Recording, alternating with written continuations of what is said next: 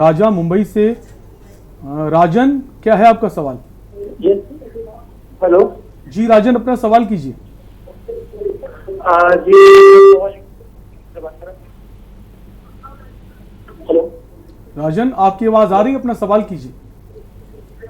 हाँ सर, मेरा सवाल ये है कि हमारे पिताजी ने, ठीक है, हेलो जी, हाँ, हम चाहेंगे जब आप अपना सवाल करें तो अपने टीवी का वॉल्यूम जो है वो थोड़ा कम कर दें। देखिए हमारे पिताजी जो हैं वो एक्सपायर हो चुके हैं और हमारे दादाजी जो है उनसे उनकी उम्र 80 साल थी और हमारे चाचा ने मिलके उनसे एक वसीयत बनवाया है, ठीक है, जिसमें उन्होंने खेत में हमारे 3 चाचा को वो जमीन लिख दिया है और हमारे पिताजी का नाम नहीं लिखा है वसीयत में। और वो 2 जगह पे जो घर की जमीन है वहां पर उन्होंने वसीयत में लिखा है कि यहाँ पर हमारे चारों बच्चों का अधिकार होगा। तो हम चाहते हैं कि उस जो खेती की जमीन है उसमें हमारे पिताजी का भी नाम हो, तो क्या ये हो सकता है या नहीं? देखिए, जो विल एग्जीक्यूट हुई है उस विल में यदि आपको किसी भी तरह का कोई डाउट है, आपको लगता है कि वो वैधानिक नहीं है वसीयत, तो आप सिविल कोर्ट के समक्ष उस वसीयत को चैलेंज कर सकते हैं। अर्थात आप न्यायालय के समक्ष जाके उस वसीयत को शून्य करने के लिए डिक्लेरेशन का सूट फाइल कर सकते हैं, उस उद्घोषणात्मक वाद प्रस्तुत कर सकते हैं और वसीयत में जो भी प्रभावित पक्ष हैं उन सबको आपको पक्षकार बनाना चाहिए। निश्चित रूप से यदि आप उनको पक्षकार बनाते हुए न्यायालय के समक्ष अपनी ग्रीवांसेस को रिलीफ के रूप में लिखेंगे तो आपको रिलीफ प्राप्त हो सकता है और वो वसीयत सेट असाइड हो सकती है। यदि दादाजी ने संपत्ति सब भाइयों को आवासीय भवन में बराबर से दी है तो जो एग्रीकल्चर लैंड है वहाँ भी बराबर से मिलनी चाहिए थी, ये आपका कथन है। आपको इसके लिए उस वसीयत को सामान्य तौर पर न्यायालय के समक्ष चैलेंज करते हुए सेट असाइड कराने की प्रेयर करनी चाहिए। हो सकता है आपका उस केस के फाइल करने के बाद सेटलमेंट हो जाए और आपके चाचा लोग आपके पिताजी का भी शेयर एग्रीकल्चर लैंड में रिलीज डीड के माध्यम से दे दें और वो रिलीज डीड या सेटलमेंट डीड आपके फादर के नाम चढ़ाने के लिए एक डॉक्यूमेंट्री एविडेंस होगा। जी, एक और दर्शक है हमारे साथ, निखिल हरिद्वार से। निखिल, क्या है आपका सवाल? सर मेरे ना एक टावर लगा हुआ है एयरटेल का, 2013 में लगा रहा हूँ, तो उन्होंने क्या वो कंपनी बंद हो गई, अब उसका क्या करूँ मैं? मेरा किराया भी 2-3 साल आया, उसका आया नहीं। देखिए, आपने किराए पर कोई जगह दी है, यानी किराएदारी का जो अधिनियम है उसके अंतर्गत जो भी टेनेंट है उसकी रिस्पॉन्सिबिलिटी है आपके जगह में, यदि वो एकोमोडेशन उसका है तो आपको रेंट प्रॉपरली एवरी मंथ देना चाहिए। यदि उन्होंने आपको आपका रेंट नहीं दिया है तो आप उनके खिलाफ रेंट वसूलियाबी यानी किराए की वसूलियाबी का वाद प्रस्तुत कर सकते हैं और उनको एक नोटिस दे सकते हैं। आपने जैसा कहा कि आपकी कंपनी, जो कंपनी आपके यहाँ किराए पर थी वो बंद हो गई है। कंपनी कोई भी बंद हो जाना व्यवहारिक रूप से कहना एक अलग बात है और वैधानिक रूप से बंद होना दूसरी बात है। यदि वो कंपनी है तो आरओसी जो रजिस्ट्रार ऑफ कंपनीज हैं वहाँ पर उस कंपनी का रजिस्ट्रेशन हुआ होगा। उस कंपनी के रजिस्ट्रेशन होने पर जो उसके डायरेक्टर्स हैं या शेयर होल्डर्स हैं उनका विवरण वहाँ पर अंकित होगा। आपको आरओसी से वो सारा डिटेल निकलवाना चाहिए और डिटेल निकलवाने के साथ में यदि कंपनी की वर्किंग नहीं है तो आप डायरेक्टर्स को इंडिविजुअल नोटिस भी दे सकते हैं या शेयर होल्डर्स को इंडिविजुअल नोटिस भी दे सकते हैं, यानी व्यक्तिगत नोटिस दे सकते हैं। उस व्यक्तिगत नोटिस में आप अपने रेंट के वसूलियाबी की बात कर सकते हैं। आपको कानूनन जो भी आपका रेंट है, जो भी आपके डैमेजेस हैं, जो भी आपके टैक्स हैं जो किराएदार के ऊपर लगते हैं, वो सारे आपको पाने का विधिक अधिकार है। एक और दर्शक जुड़ गए हैं राजस्थान से, राधेश्याम। राधेश्याम, अपना सवाल कीजिए। सर, मेरे मैसेज के नाम मेरे पिताजी ने जमीन नाम करके वो 500 रुपये हिसाब पे ही है सिर्फ। राधेश्याम, हम चाहेंगे आप अपना सवाल फिर से दोहराएं। मेरे पिताजी ने मेरी मिसेज के नाम से जमीन करके गए, मेरे पिताजी खत्म हो गया। देखिए, आपके पिताजी का निधन हो गया और पिताजी के निधन होने से पहले उन्होंने आपकी पत्नी के नाम से जो प्रॉपर्टी अपनी थी उसको ट्रांसफ़र कर दिया वसीयत के माध्यम से। आपका कहना है कि वो वसीयत 500 रुपये के स्टैम्प पेपर पे निष्पादित की गई है। आपकी जानकारी के लिए बता दूं, कोई भी वसीयत में स्टैंप लगने का कोई भी प्रोविज़न नहीं है। वसीयत या इच्छा पत्र सादे प्रपत्र पर तैयार की जा सकती है, बस उसके लिए 2 गवाह होना आवश्यक है, और वो जो गवाह हैं वो उस वसीयत के निष्पादन की पुष्टि करें, ये आवश्यक है। आपके पिता ने यदि आपकी पत्नी के नाम से कोई वसीयत की है और आपको लगता है कि उस वसीयत से आपकी पत्नी को अधिकार मिलने चाहिए, तो आप उस वसीयत का जो आपके पास में है, जिसका निष्पादन हुआ है, उस वसीयत के अनुसार अपनी पत्नी का नाम सरकारी दस्तावेज़ों में बतौर स्वामी दर्ज करा लें। और यदि आपको ऐसा लगता है कि आपकी पत्नी के नाम वसीयत आपके पिता द्वारा गलत तरीके से की गई है या वो नहीं की गई है, उसमें कुछ ऐसा असत्यता है जो आपको स्वीकार नहीं है, तो आप उस वसीयत को चैलेंज करते हुए न्यायालय के द्वारा उसको शून्य भी घोषित करा सकते हैं। एक और दर्शक जुड़ गए हैं, रवि प्रयागराज से। रवि, क्या है आपका सवाल? हाँ, क्या मैं एक चीज क्वेश्चन बताना चाह रहा था कि मेरा क्वेश्चन ये है कि लोग अपने पत्नी को मारपीट के घर से निकाल देते हैं, वो परिवार न्यायालय में जाती है, मुझे भरण पोषण दिया जाए, लेकिन परिवार न्यायालय में डेट पर डेट 3-3 महीने 4-4 महीने की रहती। क्या इसके बारे में नहीं सोचा सकता कि पत्नी घर से निकाल दी गई, कोई आश्रित नहीं, कैसे खाना खाएगी, कैसे जिंदा रहेगी, इसमें क्या करना चाहिए? क्या आपका एडवाइस है? रवि जी, देखिए, जो 125 सीआरपीसी के अंतर्गत वाद प्रस्तुत किया जाना है, यानी परिवाद आप प्रस्तुत करते हैं न्यायालय में, और महिला को अपने भरण पोषण के लिए जो राशि मिलनी चाहिए वह तुरंत मिलनी चाहिए। ये वैधानिक व्यवस्था है और इसमें ऑनरेबल हाई कोर्ट और सुप्रीम कोर्ट के बहुत क्लियर व्यूज़ हैं। तो ऐसी स्थिति में आप न्यायालय में जो आपका 125 सीआरपीसी में वाद या परिवाद प्रस्तुत हुआ है और वो विचाराधीन है, उसके ड्यूरेशन को फिक्स करने के लिए एक एप्लीकेशन देनी चाहिए कि जो आपका परिवाद है उसको बहुत जल्दी निस्तारित किया जाए, क्योंकि जो शिकायत करती है या जो परिवाद प्रस्तुत करने वाली महिला है उसकी आमदनी का कहीं कोई जरिया नहीं है। तो न्यायालय आपके ऊपर मर्सी ग्राउंड पर आपके केस के विचारण का जो समय है, मियाद है, उसको कम कर सकती है, यानी जल्दी से जल्दी सुनवाई कर सकती है। दूसरा महत्वपूर्ण बिंदु ये है कि आपको उसी केस में एक एंट्रीम मेंटेनेंस के लिए एक एप्लीकेशन देनी चाहिए, अंतरिम भरण पोषण के लिए। उस एप्लीकेशन में न्यायालय को फर्स्ट डे से ही, यानी जिस दिन आपने परिवाद प्रस्तुत किया था, यदि आपके एडवोकेट ने उस विषय को अभी न्यायालय के समक्ष नहीं रखा है तो उनको तुरंत रखना चाहिए। आपको पहले दिन से न्यायालय एंट्रीम मेंटेनेंस का आदेश कर सकती हैं, जिस दिन से आपने परिवाद प्रस्तुत किया है। तो आपको अपनी परसुएंस अच्छी करनी है। आपके जो एडवोकेट हैं उनको आप ये सलाह दीजिए कि इसमें एंट्रीम मेंटेनेंस की एक एप्लीकेशन दीजिए। बाद में जब फाइनल कोई अमाउंट फिक्सेशन होगा मेंटेनेंस का, तब आगे की बात आगे देखेंगे। अभी वर्तमान स्थिति में हमारे पास कोई भी इनकम का जरिया नहीं है। ऐसी स्थिति में आप एंट्री मेंटेनेंस की एप्लीकेशन न्यायालय में दीजिए और न्यायालय एंट्री मेंटेनेंस फिक्स कर सकती है यदि विपक्षी न्यायालय में उपस्थित हैं, और यदि उपस्थित नहीं है तो उनके खिलाफ एक पक्षी आदेश करते हुए वसूली का आदेश भी कर सकती है। एक और दर्शक जुड़ गए हैं, सुदर्शन दिल्ली से। सुदर्शन, क्या है आपका सवाल? सुदर्शन से संपर्क टूट गया है। एक और दर्शक हैं, चंद्र प्रकाश उज्जैन से। चंद्र प्रकाश, अपना सवाल कीजिए। चंद्र प्रकाश, क्या आप हमें सुन पा रहे हैं? शायद चंद्र प्रकाश से भी हमारा संपर्क नहीं हो पाया। वकील साहब, एक सवाल लगातार लोगों के जहन में रहता है, उसको लेकर संशय भी बना रहता है कि पावर ऑफ अटॉर्नी को लेकर भी लोगों के मन में कई तरह की भ्रांतियां हैं। हम चाहेंगे आप उसे दूर करें। जी, मुख्तारनामा, जिसे इंग्लिश में पावर ऑफ अटॉर्नी कहते हैं, अपने जीवन काल में कोई भी व्यक्ति अपने अधिकारों का हस्तांतरण किसी दूसरे व्यक्ति के पास करता है।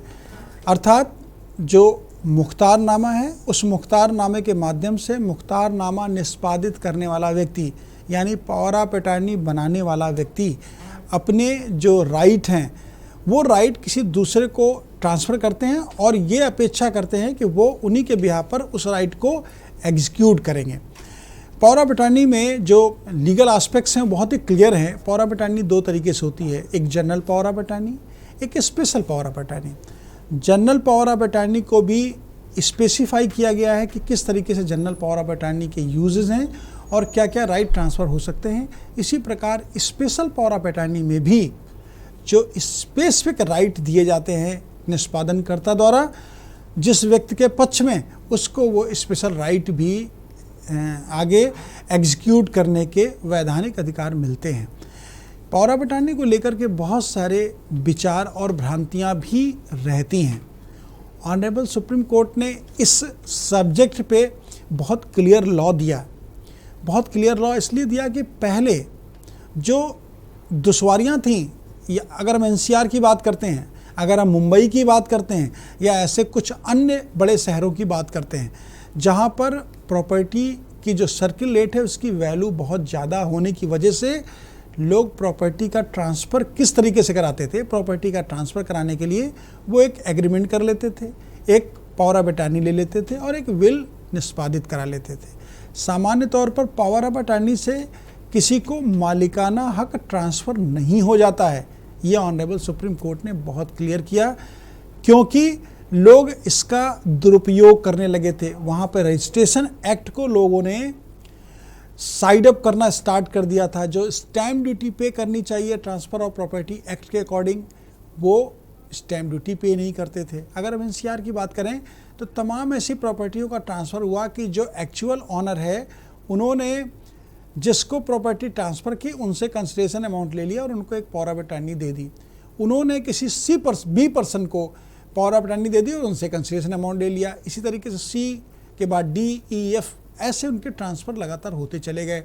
अब ऐसी स्थिति में क्वेश्चन ये वहाँ पर इरेज हुआ कि जो प्रॉपर्टी है जो अब वर्तमान में वहाँ पर रह रहा है, क्या उसका वास्तविकता में मालिकाना हक है? वैधानिक रूप से उसका मालिकाना हक वहाँ पर नहीं होता है। वैधानिक रूप से मालिकाना हक जिस फर्स्ट ऑनर ने, जिसके फेवर में रजिस्टर्ड सेल डीड थी, ट्रांसफर डीड थी या कोई अदर डॉक्यूमेंट था जिसके आधार पे उसका स्वामित्व बना था। वकील साहब, एक दर्शक और जुड़ गए हैं, वापस हम आएंगे इस सवाल पर। जी। एक रमेश हैं उत्तराखंड से। रमेश, अपना सवाल कीजिए। हेलो रमेश, अपना सवाल कीजिए। सर, मेरा सवाल एक था। हेलो जी, अपना सवाल कीजिए, आपकी आवाज आ रही है। तो जो मेरा सवाल था, ऐसे सन 1960 में जमीन खरीदी थी। हेलो, हम आपको सुन पा रहे हैं, आप अपने टीवी का वॉल्यूम थोड़ा कम कर दीजिए और अपना सवाल कीजिए। तो मेरा सवाल ये था कि सन 1960 में जमीन खरीदी थी, फिर हमारा मामा था जो उसने धोखे से अपने नाम पे करवा ली थी हमारे पिताजी से। फिर दूसरा उसने उनकी भी डेथ होगी, पिताजी की भी डेथ होगी, और उसने पावर अटॉर्नी मेरे नाम पे कर रखी थी सन 1902 में। तो उन्हें अटॉर्नी कर दी, तो फिर उसके बाद में उनकी डेथ होगी। मालिकाना हक हमारे पास ही है, अभी शुरू से लेके अभी तक हमारा ही है। तो अभी तक जैसे कि और दूसरे आदमी आके परेशान करते कि ये हमारी है, तो ये हमारी है जमीन। इसके लिए मैंने सवाल करा था साहब, इसके लिए बताइए। देखिए, आपके पिताजी ने जो प्रॉपर्टी परचेज की, उस परचेज करने में उनको लीगल राइट उस प्रॉपर्टी के टाइटल का मिल गया, अर्थात मालिकाना हक का उनको अधिकार मिल गया। अब ऐसी स्थिति में आपके पिताजी से आपके मामा जी ने सही या गलत तरीके से प्रॉपर्टी को अपने नाम ट्रांसफ़र करा लिया, तो उस ट्रांसफ़र को किसी के द्वारा चैलेंज नहीं किया गया इतने वर्षों में। आपका कहना है कि आपके मामा ने आपको पावर ऑफ अटॉर्नी दी थी। आपके मामा के डेथ के बाद, यानी निधन के बाद, उस पावर ऑफ अटॉर्नी की वैधानिकता नहीं रह गई। जो पावर ऑफ अटॉर्नी है उसका उपयोग सिर्फ जीवन काल में ही किया जा सकता है। अब जो मौके पर क्वेश्चन प्रॉपर्टी है, जो प्रश्नगत संपत्ति है, उस प्रश्नगत संपत्ति पर यदि कोई कहता है कि मेरा मालिकाना हक है, तो वो गलत अपनी बात को कहता है, क्योंकि पिता द्वारा मामा को संपत्ति ट्रांसफ़र की गई, वो एक अलग क्वेश्चन था। मामा द्वारा, मामा के यदि कोई संतान नहीं है और मामा द्वारा वो प्रॉपर्टी आपको ट्रांसफ़र करने के लिए अपने जीवन काल में पावर ऑफ अटॉर्नी दी गई थी और उनके जीवन के बाद आप ही उनके उत्तराधिकारी के रूप में हैं, तो निश्चित रूप से वो प्रॉपर्टी रेवेन्यू रिकॉर्ड में आपके नाम से दर्ज होनी चाहिए। आपको अपने आप को उत्तराधिकारी बताते हुए एक म्यूटेशन का प्रार्थना पत्र तहसीलदार के समक्ष देना चाहिए और तहसीलदार महोदय के समक्ष प्रार्थना पत्र देते हुए ये आपको स्पष्ट करना चाहिए कि आपके मामा ने आपको ही अपना उत्तराधिकारी अपने जीवन काल में भी मान रखा था और उनके जीवन काल के बाद आप एकमात्र उत्तराधिकारी उनके हैं, क्योंकि उनके अन्य कोई संतान नहीं है। ऐसी स्थिति में आप उस संपत्ति के एक एकल स्वामित्व को प्राप्त कर सकते हैं और रेवेन्यू रिकॉर्ड में आपका नाम भी दर्ज हो सकता है। जी, फिलहाल वकील साहब एक ब्रेक के लिए रुकेंगे। ब्रेक के बाद भी लगातार जो हमारा कार्यक्रम है जारी है। छोटे से ब्रेक के बाद आप देख रहे हैं के न्यूज, खबरों का सारथी। नमस्कार। कोरोना फिर लौट आया है।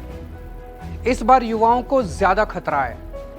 दिल्ली में 65% केस 45 वर्ष से कम उम्र के लोगों के हैं। मजबूरी यह है कि युवाओं को घर से बाहर निकलना ही पड़ता है, क्योंकि उन्हें माता पिता और अपने बच्चों का ख्याल रखना है, घर के लिए पैसे का इंतजाम करना है। इस चक्कर में कुछ लापरवाही हो रही है। मैं अपने युवा भाई बहनों को कहना चाहता हूं कि कोरोना को लेकर बिल्कुल लापरवाही ना करें। मामूली लक्षण हो तो जांच जरूर कराएं। दिल्ली सरकार के अस्पतालों में टेस्ट बिल्कुल मुफ्त हो रहे हैं। और हाँ, 45 वर्ष से ज़्यादा उम्र के लोग वैक्सीन जरूर लगवाएं। हमने आपके लिए 24 घंटे सरकारी अस्पताल खोल दिए हैं। युवा अपनी जिम्मेदारी समझें। इस मुश्किल वक्त में उनके परिवार को सबसे ज़्यादा उनकी ज़रूरत है। दूरी बनाएं, हाथ सैनिटाइज करें और मास्क ज़रूर पहनें। पिछले 1 साल में 3 बार हम दिल्ली वालों ने कोरोना को हराया है। इस बार फिर हराएंगे। मैं और पूरी दिल्ली सरकार हर वक्त आपके साथ हैं। कोरोना हारेगा, हम जीतेंगे। जय हिंद। आप देख रहे हैं के न्यूज, खबरों का सारथी। आपके सवालों का जवाब दे रहे हैं। एक और दर्शक जुड़ गए हमारे साथ, उत्तम कानपुर से। उत्तम, क्या है आपका सवाल? हेलो जी उत्तम, अपना सवाल कीजिए।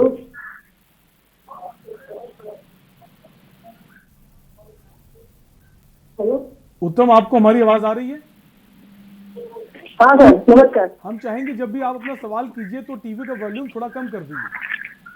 हाँ, मुझे ये पूछना है कि मैं जब छोटी थी, मेरे पापा एक्सपायर कर गए थे, तो मेरे भाई लोग, मेरे 3 भाई हैं, तो उन लोगों ने अपना नाम, मतलब जमीन अपने नाम से करवा लिए। तो अभी मेरी शादी हो चुकी है और जब जमीन नाम से करवाई मेरे भाई लोगों ने, तो ना मेरा साइन लिए, ना मेरी बहनों का, ना मेरी माँ का। तो अभी वो लोग जमीन बेच रहे हैं मेरे भाई लोग, तो क्या मैं दावा करके मेरा जमीन मेरे नाम पे हो सकता है क्या, मेरा हिस्सा? निश्चित रूप से आपका अपना अधिकार भी उस भूमि पर, भवन पर होता है। 2005 के बाद जो अमेंडमेंट्स हुए हैं, उन अमेंडमेंट्स में लड़के और लड़की दोनों को बराबर के वैधानिक अधिकार दिए गए हैं। ऐसी स्थिति में यदि उस प्रॉपर्टी पे जो नाम चढ़ाया गया है वो नाम गलत तरीके से चढ़ाया गया है और आपकी अपनी सहमति नहीं ली गई है, तो निश्चित रूप से आप उस म्यूटेशन के ऑर्डर को चैलेंज कर सकते हैं। म्यूटेशन के ऑर्डर को चैलेंज करने से आपके अपने राइट इस्टेब्लिश हो जाएंगे। साथ ही साथ आप यदि चाहते हैं कि प्रॉपर्टी आपकी अभी ट्रांसफ़र ना हो, तो उन सारे डिटेल को देते आप सिविल कोर्ट में इंजंक्शन सूट भी फाइल कर सकते हैं, यानी निषेधाज्ञा का वाद भी प्रस्तुत कर सकते हैं। और उसमें डिप्टी रजिस्ट्रार, जहाँ पर रजिस्ट्रेशन होता है डीड का, उनको भी पक्षकार बना सकते हैं। और इस बात के लिए कोर्ट से प्रार्थना कर सकते हैं कि कोई भी दस्तावेज बिना आपकी सहमति के रजिस्टर्ड ना हो, इस बात के लिए कोर्ट डायरेक्शंस देते। तो आप सिविल कोर्ट में सूट भी फाइल कर सकते हैं। म्यूटेशन जहां पर हुआ है उस म्यूटेशन के ऑर्डर को आप चैलेंज कर सकते हैं, और दोनों ऑर्डर के साथ आपको आपका रिलीफ मिलेगा, क्योंकि लीगल राइट आपका आपकी प्रॉपर्टी पर बनता है। बिल्कुल। ब्रेक से पहले धर्मेंद्र जी आप बात कर रहे थे पावर ऑफ अटॉर्नी की। इसके कई सारे प्रकार हैं, हम चाहेंगे आप उसको कंटिन्यू करें। पावर ऑफ अटॉर्नी, जैसा कि दर्शकों को मैं बता रहा था कि पावर ऑफ अटॉर्नी 2 तरीके से होती है, एक जनरल पावर ऑफ अटॉर्नी, एक special power of attorney. General power of attorney में कोई भी व्यक्ति अपने संपत्ति चल या अचल के संबंध में जो अधिकार किसी तीसरे व्यक्ति को देते हैं और उस व्यक्ति से ये अपेक्षा करते हैं कि जो जनरल पावर ऑफ अटॉर्नी में अधिकारात लिखे गए हैं उनका वो निष्पादन करें, यानी उसका वो एग्जीक्यूशन करें। तो वो सारे राइट जो ए पर्सन द्वारा बी पर्सन को जनरल पावर ऑफ अटॉर्नी के माध्यम से दिए गए हैं, उसको एग्जीक्यूट करने का अधिकार बी पर्सन को होता है। इसी प्रकार स्पेशल पावर ऑफ अटॉर्नी जो होती है, उस स्पेशल पावर ऑफ अटॉर्नी में भी कोई ए पर्सन बी पर्सन को स्पेशल पावर ऑफ अटॉर्नी किसी स्पेसिफिक कॉज के लिए देता है, किसी विशेष कारण के लिए।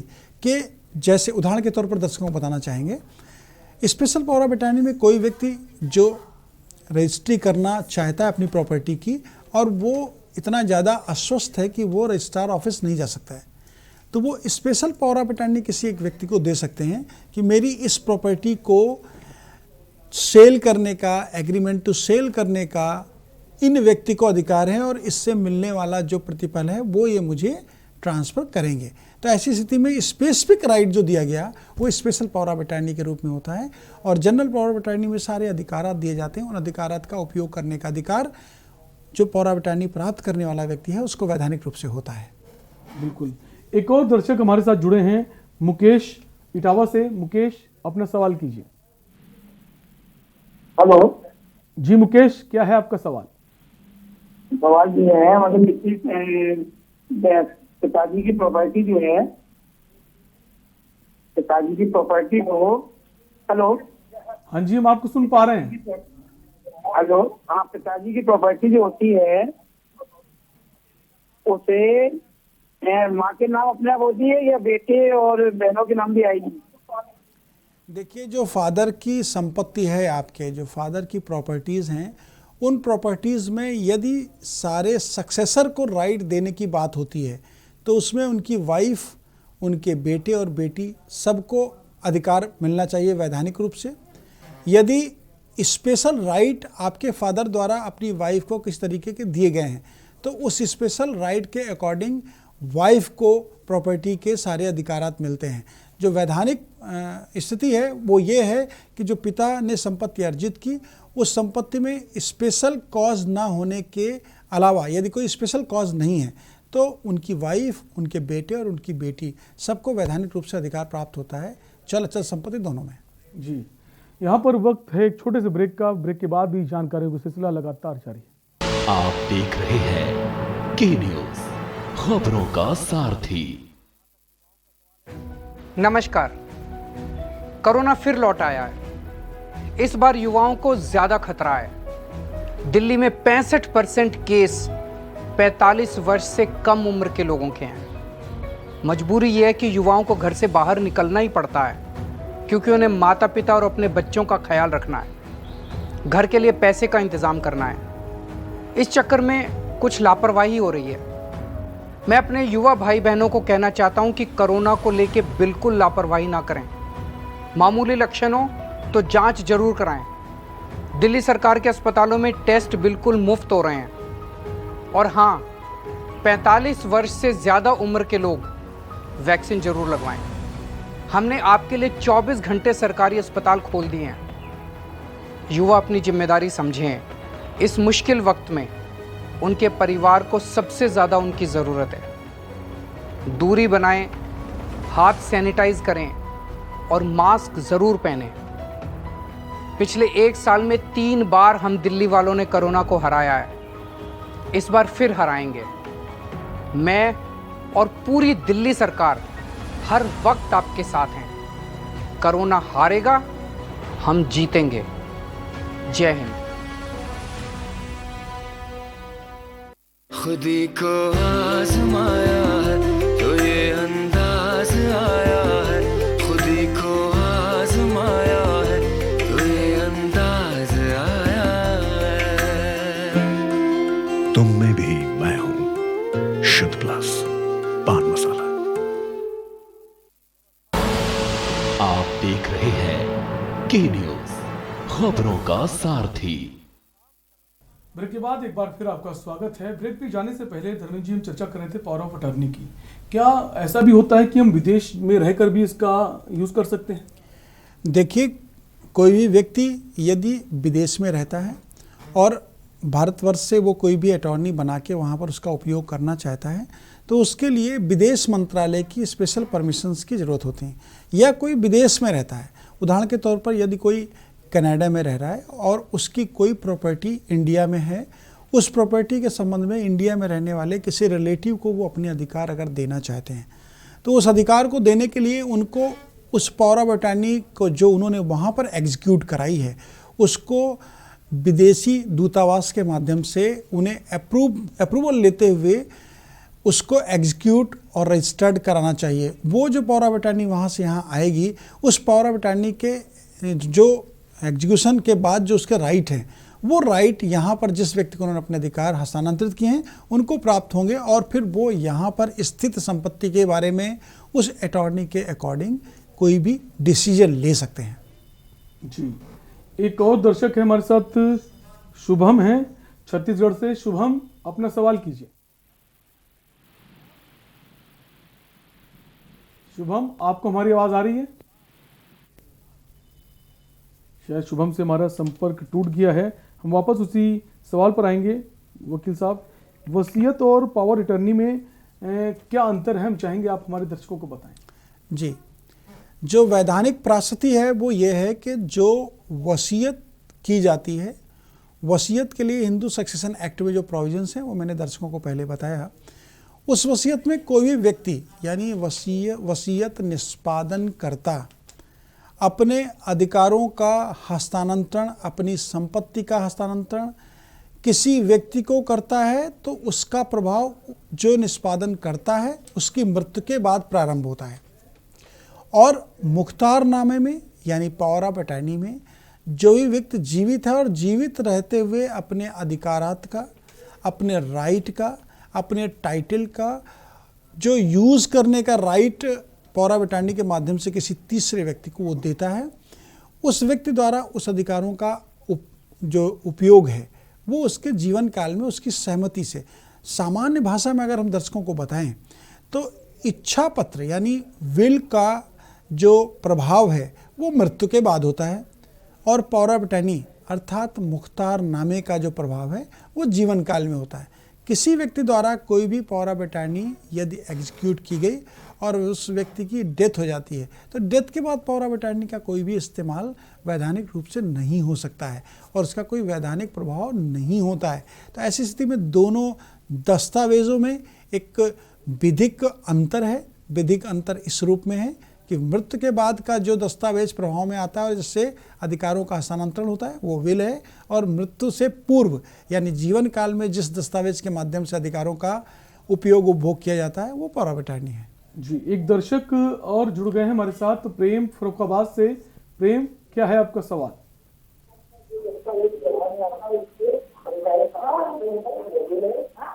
प्रेम, क्या आपको आवाज आ रही है हमारी? हेलो प्रेम, अपना सवाल कीजिए और हम चाहेंगे आप अपने टीवी का वॉल्यूम थोड़ा कम कर दें ताकि आपकी आवाज हमारे तक पहुंच सके। हाँ जी, मैं फर्रुखाबाद से प्रेमवीर सिंह बोल रहा हूँ। मेरा सवाल ये है कि हम 3 भाई हैं, 3 भाइयों में 2 भाइयों ने हमारा जमीन ज्यादा कब्जा कर रखी है। प्रेम, आपका सवाल जो है उसका जवाब हम देंगे। उसके पहले हम सीधे लखनऊ ले चलेंगे अपने दर्शकों को, जहां पर एसीएस अमित मोहन अपनी प्रेस कॉन्फ्रेंस कर रहे हैं। 33 है कुल एक्टिव केस की संख्या इस समय 2,97,616 है और अब तक कुल 7,77,844 व्यक्ति संक्रमण मुक्त होकर स्वस्थ हो चुके हैं। कोविड संक्रमित व्यक्तियों में से आज तक 11,165 लोगों की मृत्यु हुई है। कल प्रदेश में 2,29,578 सैंपल्स की जांच की गई। इनमें से 1,07,000 से अधिक आरटीपीसीआर की जांचें थी। अब तक कुल मिलाकर 3,97,70,573 जांचें की जा चुकी हैं।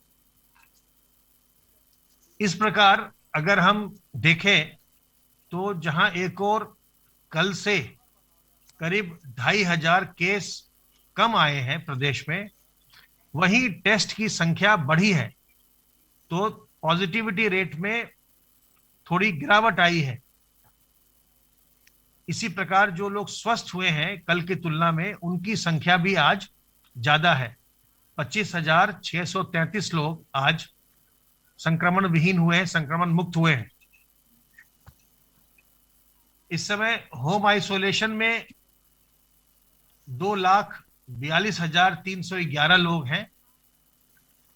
6,447 निजी अस्पतालों में भुगतान के आधार पर अपना इलाज करवा रहे हैं और बाकी के मरीज राजकीय व्यवस्था में निःशुल्क इलाज करवा रहे हैं, अथवा कुछ लोग जो जिनकी टेस्टिंग का रिजल्ट आज आया होगा वो एलोकेशन के प्रोसेस में है।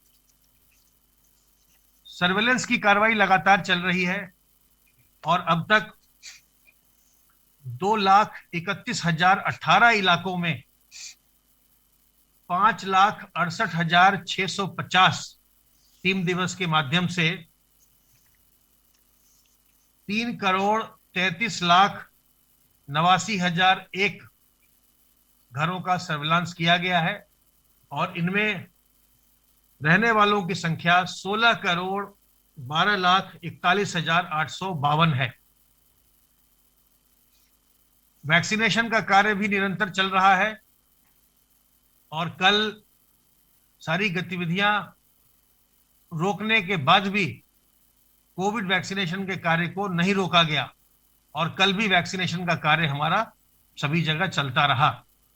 अब तक 97,79,846 लोगों को वैक्सीन की पहली डोज लगाई जा चुकी है और इनमें से 19,97,363 लोगों को वैक्सीन की दूसरी डोज भी लगाई जा चुकी है। इस प्रकार अब तक 1,17,77,209 डोज वैक्सीन की लगाई जा चुकी हैं। दवाओं की पर्याप्त व्यवस्था की जा रही है और रेमडेसिविर भी भारत सरकार से आवंटन के पश्चात अब काफी संख्या में हमें प्राप्त होने लगी है, जिससे कि पूरे प्रदेश में इसको सभी जनपदों को उपलब्ध कराया जा सकेगा और सभी सरकारी और जितने भी हमारे मेडिकल कॉलेज हैं सबों को उनकी जो आवश्यकता है उसके अनुसार रेमडेसिविर उपलब्ध करवाई जाएगी। टेस्टिंग के लिए और उपचार के लिए जो लोग प्राइवेट सेक्टर में जाते हैं उनके दर निर्धारित हैं। जो दर निर्धारित है, अगर उससे कोई किसी मरीज से अधिक पैसे लेता है, शुल्क लेता है, तो ये एपिडेमिक एक्ट के अंतर्गत एक दंडनीय अपराध है और इस तरह की अगर कोई घटना आपके साथ होती है तो आप अपने जिले के जिलाधिकारी को अथवा मुख्य चिकित्सा अधिकारी को इसके बारे में सूचित करिए। इस संबंध में कानपुर नगर प्रशासन ने एक नया प्रयोग प्रारंभ किया है। उन्होंने एक व्हाट्सएप नंबर जारी किया है जिस पर यदि किसी के साथ प्राइवेट हॉस्पिटल में अधिक चार्ज किया जाता है, किसी को चार्ज किया जाता है, तो वो अपनी शिकायत उस व्हाट्सएप नंबर पर डाल सकता है और तत्काल उसके बाद प्रशासन उसकी जांच करेगा और कार्रवाई करेगा। इसी तरह के प्रयोग और इसी तरह की व्यवस्था बनाने के निर्देश प्रदेश के सभी पदों को दिए गए हैं।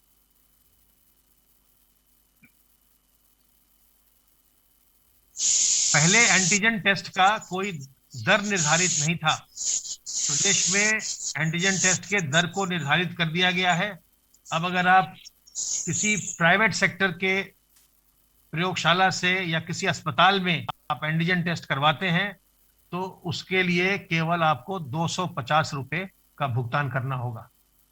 इसी प्रकार आरटीपीसीआर के टेस्ट के लिए निजी प्रयोगशाला से आपको 700 रुपए का भुगतान करना है। अगर आपके घर से सैंपल लिया जाता है तो आपको 900 रुपए का भुगतान करना है। अगर ट्रू का टेस्ट होता है तो प्रयोगशाला पर जाकर आपको 1250 रुपए का भुगतान करना है, और अगर आपके घर से सैंपल का कलेक्शन होता है तो आपको 1450 रुपए का भुगतान करना है। माननीय मुख्यमंत्री जी के द्वारा यह भी निर्देश दिया गया है आज की बैठक में कि कोई भी अस्पताल किसी मरीज को वापस न करे। अगर कोई मरीज, कोविड का मरीज अगर आ गया है तो उसे, अगर कोई गरीब व्यक्ति है, उसे सरकारी अस्पताल में दाखिला दिया जाए जहां कोविड की चिकित्सा हो रही है। अगर वहां बेड उपलब्ध नहीं है तो अगर वो किसी निजी अस्पताल में भी जाता है जहां कोविड की चिकित्सा हो रही है, वहां उसे भर्ती कर लेना चाहिए। और वैसे मरीज के लिए सरकार आयुष्मान भारत के रेट पर निजी अस्पताल को भी भुगतान करेगी। जैसे हम जो प्राइवेट मेडिकल कॉलेज है उसमें हम आयुष्मान भारत की दर पर भुगतान कर रहे हैं कोविड मरीजों का, वैसे ही अगर किसी के पास साधन नहीं है, वो भुगतान नहीं कर सकता, तो केवल इसलिए कि वो भुगतान नहीं कर सकता इसलिए उसको वापस नहीं किया जाना है। अगर उसे सरकारी चिकित्सालयों में बेड के अभाव के कारण से बेड नहीं मिल पाया तो प्राइवेट अस्पतालों को भी उन्हें भर्ती कर लेना चाहिए, और आयुष्मान भारत की दर पर राज्य सरकार उसका भुगतान, उस गरीब व्यक्ति का भुगतान, उसके इलाज का भुगतान करेगी। सबसे महत्वपूर्ण बात यह है कि जो लोगों ने थोड़ा संयम बरता है, मास्क लगाया है, मास्क लगाने में की दर में जो वृद्धि हुई है, और जो लोग बाग बाहर नहीं निकले हैं, उसका असर हमें नंबर्स पर दिखाई पड़ा है, और नंबर्स जो है स्टेबल हुए हैं, और आज तो 2500 की संख्या कम भी हुई है। अगर आप सावधानी बरतेंगे, मास्क लगाएंगे, हाथ को साबुन पानी से साफ करते रहेंगे, लोगों से दूरी बनाएंगे, मिले जुलेंगे नहीं, भीड़ भाड़ इकट्ठा नहीं करेंगे, तो संक्रमण नहीं फैलेगा और संक्रमण इसी प्रकार से नियंत्रित हो सकता है। तो कृपया करके ऐसी जगह न जाएं जहां भीड़ भाड़ हो। कृपया करके ऐसे आयोजन न करें जिसमें भीड़ भाड़ आए। कृपया करके अपने हाथ को बार बार साबुन पानी से साफ करते रहिए। मुंह और नाक को ढक कर रखिए। अगर आप मुंह और नाक को अच्छे से ढक के रखेंगे तो संक्रमित होने की संभावना नगण्य हो जाती है। और अगर आप 45 से अधिक उम्र के व्यक्ति हैं तो अपना कोविड के लिए टीकाकरण जरूर करवाइए।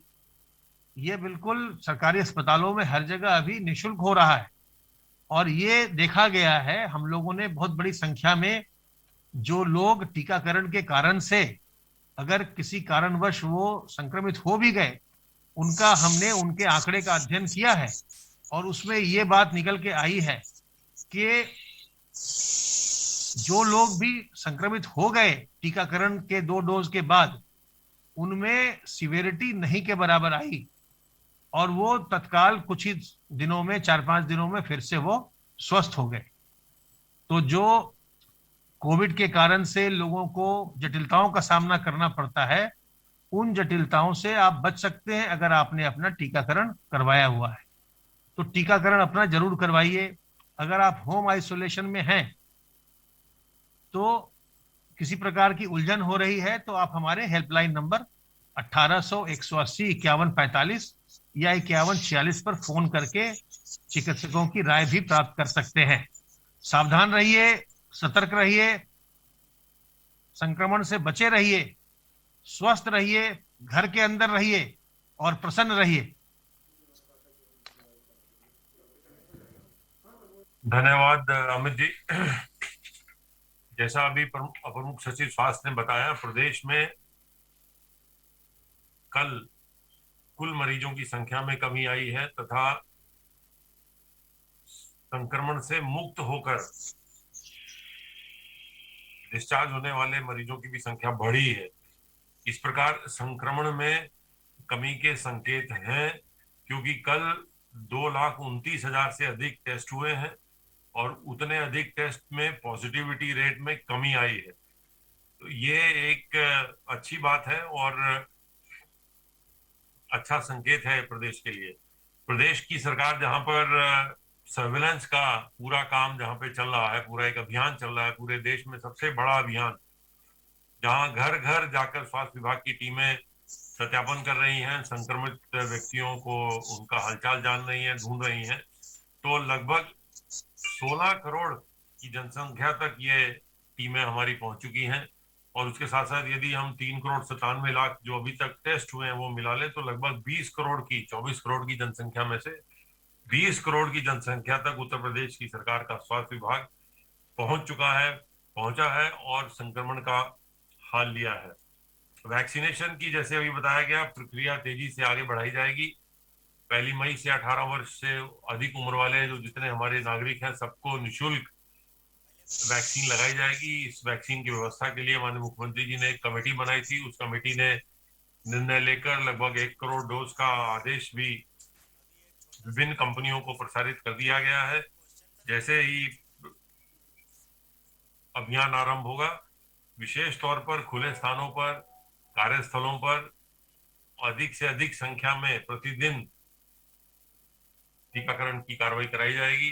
जैसा भी आपको बताया भी गया कि जहां जहां जिन जिन व्यक्तियों ने टीका लगवाया था उनमें यदि संक्रमण की समस्या हुई है, उनको संक्रमण हुआ है, तो संक्रमण का बहुत असर नहीं हुआ है, उन्हें माइल्ड संक्रमण हुआ है।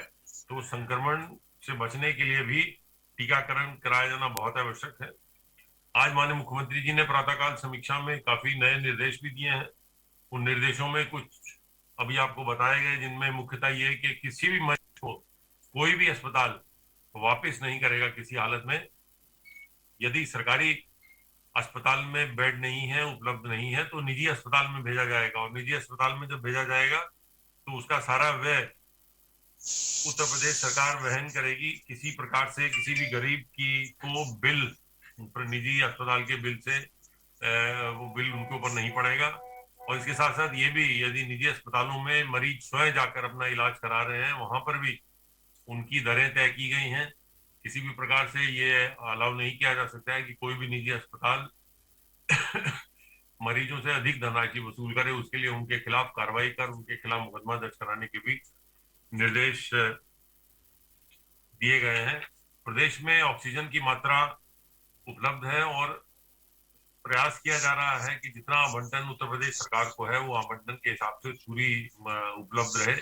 माननीय मुख्यमंत्री जी ने आगे भविष्य के लिए ये निर्देश दिए हैं कि प्रत्येक हर 100 बेड का जो अस्पताल है वहां पर ऑक्सीजन का अपना एक प्लांट होना चाहिए।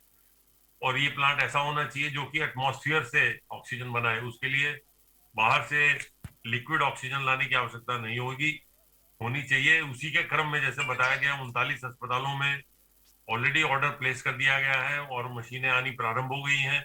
इसके साथ साथ लगभग 855 जो हमारे कम्युनिटी हेल्थ सेंटर है पूरे प्रदेश में, जो सामुदायिक चिकित्सा केंद्र हैं, उनमें लगभग 488 करोड़ की लागत से इस प्रकार के ऑक्सीजन प्लांट लगाने की प्रक्रिया भी प्रारंभ कर दी गई है। और शीघ्र ही स्टेट डिजास्टर रिलीफ फंड से उसके लिए धनराशि भी अमुक्त की जाएगी। आज माननीय मुख्यमंत्री जी के निर्देशों में उन्होंने ये भी कहा है कि रेमडेसिविर की जो दवा है वो सरकारी अस्पतालों में तो उपलब्ध है, परंतु यदि निजी अस्पतालों में भी मरीजों को उसकी आवश्यकता पड़ती है और बाजार में अगर वो उपलब्ध नहीं है, तो सरकारी अस्पताल से उस निजी अस्पताल को उस मरीज के लिए उसे जारी किया जाए और उसके लिए जो भारत सरकार की निर्धारित दरें हैं वो उन पर उनको दिया जाए। इसके साथ साथ ये माननीय मुख्यमंत्री जी ने यह भी निर्देशित किया है कि जो होम आइसोलेशन में रह रहे हैं उनको मेडिकल किट समय से पहुंचनी चाहिए तथा होम आइसोलेशन में रहने वाले लोगों के साथ को डॉक्टर के साथ एक संपर्क की व्यवस्था होनी चाहिए। प्रदेश में मरीजों को अस्पताल में आने में कठिनाई न हो, इसके लिए भी ये नए निर्देश दिए गए हैं कि आरटीपीसीआर की मान जांच नहीं भी हुई है तो एंटीजन की जांच की तुरंत कर ली जाए और एंटीजन की जांच के आधार पर मरीज को भर्ती कर लिया जाए। 2 दिन की जो बंदी वर्तमान में आज और जो कल था और आज हो रही है, इसमें पूरे प्रदेश में एक बड़े स्तर पर सैनिटाइजेशन, साफ सफाई, स्वच्छता का अभियान चलाया गया है। गांव में और देहात, शहर में, नगरीय क्षेत्रों में, ग्रामीण क्षेत्रों में, दोनों जगह पर पूरा एक बड़ा अभियान चल रहा है ताकि साफ सफाई व्यवस्था पूरी अच्छे तरीके से की जाए। और उसके संबंध में माननीय मुख्यमंत्री जी द्वारा आज फिर से एक बार समीक्षा की जाएगी सभी जिलाधिकारियों से। इसके साथ साथ माननीय मुख्यमंत्री जी ने ये भी निर्देश दिए हैं कि दुर्भाग्यपूर्ण स्थिति में मान ली मृत्यु होने पर भी शमशान में किसी प्रकार का कोई चार्ज न लिया जाए, कोई किसी प्रकार का शुल्क न वसूला जाए और पूरी धार्मिक जो मान्यताएं हैं, धार्मिक रीतियां हैं, उनके अनुसार ही अंतिम संस्कार किया जाए। माननीय मुख्यमंत्री जी ने ये भी निर्देश दिए हैं कि किसानों से कोरोना के बावजूद किसानों से गेहूं खरीद का कार्यक्रम तेजी से चलाया जाए। और आपको ये अवगत कराना है कि लगभग 76 लाख क्विंटल, लगभग 7,67,000 मीट्रिक टन गेहूं की खरीद हो चुकी है, जो कि पिछले वर्ष इसी अवधि के दौरान खरीदे गए गेहूं की मात्रा से कई गुना अधिक है। लगभग 6,000 केंद्र गेहूं खरीद के लिए खोले गए हैं और ये प्रक्रिया 15 जून तक चलेगी। पहली बार किसानों के प्रगतिशील किसान संगठनों के माध्यम से भी प्रदेश में गेहूं क्रय का कार्य चल रहा है और ये पहला ऐसा प्रयास था जिसमें 150 ऐसे केंद्र खोले गए हैं जिसमें कि किसान स्वयं किसान से गेहूं खरीद के उत्तर प्रदेश सरकार को उपलब्ध करा रहा है। माननीय मुख्यमंत्री जी ने अपनी समीक्षा में ये भी निर्देश दिए हैं कि कोई भी किसान किसी भी केंद्र पर जाकर अपनी गेहूं उपलब्ध करा सकता है। यदि उसको मौके पर ही क्रय केंद्र पर ही रजिस्ट्रेशन की सुविधा दी जाएगी, किसान को कहीं भटकना न पड़े और उसे किसी प्रकार की कठिनाई ना हो। किसानों के हित में उत्तर प्रदेश सरकार की ये पहल की वजह है कि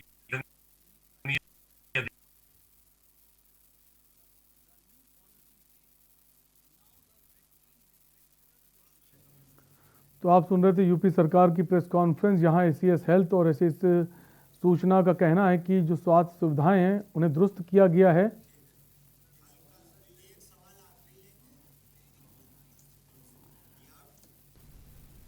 धर्मेंद्र जी, चूंकि समय का अभाव, एक आखिरी सवाल बनता है कि हम पावर ऑफ अटर्नी की बात कर रहे थे, किन परिस्थितियों में पावर ऑफ अटर्नी और जो वसीयत है वो निष्प्रभावी हो जाती है? देखिए, पावर ऑफ अटर्नी और विल दोनों को निष्प्रभावी किया सकता है यदि उसमें जो कंटेंट्स हैं, यानी जो अधिकारात दिए गए हैं, उन अधिकारात का दुरुपयोग हुआ हो। पावर ऑफ अटर्नी में यदि पावर ऑफ अटर्नी करने वाला व्यक्ति जो अधिकार लिख के पावर ऑफ अटर्नी जिसके पक्ष में की गई है उसको देते हैं और उसका दुरुपयोग करते हैं तो निश्चित रूप से सेट असाइड हो जाएगी, उसको किसी भी पल रिवोक किया सकता है। इसी प्रकार विल को भी कोई व्यक्ति विल करने वाला अपने जीवन काल में कभी भी परिवर्तित कर सकता है और जीवन काल के बाद यदि विल वो गलत तरीके से यानी फोर्स्ड डॉक्यूमेंट के रूप में या किसी अन्य तरीके से उसको फैब्रिकेटेड लगता है कि बनाया गया है तो उसको न्यायालय के माध्यम से शून्यकरणी घोषित कराया जा सकता है। बिल्कुल, बहुत बहुत शुक्रिया धर्मेंद्र जी हमसे जुड़ने के लिए और तमाम जानकारियां हमारे दर्शकों तक पहुंचाने के लिए। फिलहाल हमारी इस खास पेशकश में इतना ही। बाकी तमाम खबरों के लिए आप देखते रहिए के न्यूज़ इंडिया। नमस्कार।